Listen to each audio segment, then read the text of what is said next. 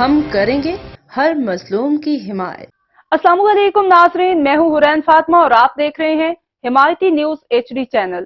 نظر ڈالتے ہیں آج کی اہم خبر۔ کالے کی منڈی میں 900 سالہ پرانا میلہ جس کو سنگ میلہ کہا جاتا ہے، یہ میلہ ہر سال 16 پھاگن کو کالے کی منڈی ریلوے اسٹیشن پر لگتا ہے اور اسی سلسلے میں بچے نئے کپڑے اور رنگ برنگے ملبوسات کی تیاری میں مصروف دکھائی دیتے ہیں۔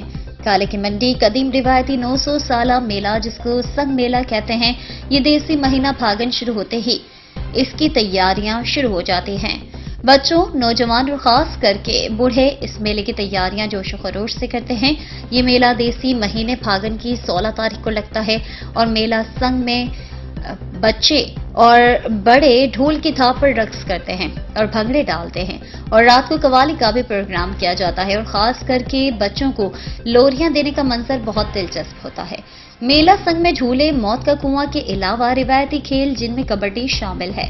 میلے میں خصوصی سوغات، جلیبیاں بوڑھوں اور نوجوانوں کی توجہ کا مرکز ہوتا ہے۔ یہ میلہ پنجاب کا معروف میلہ سنگ کے نام پر مشہور ہے، جس کو دیکھنے کے لیے لوگ دور دراز سے کالے کی منڈی آتے ہیں۔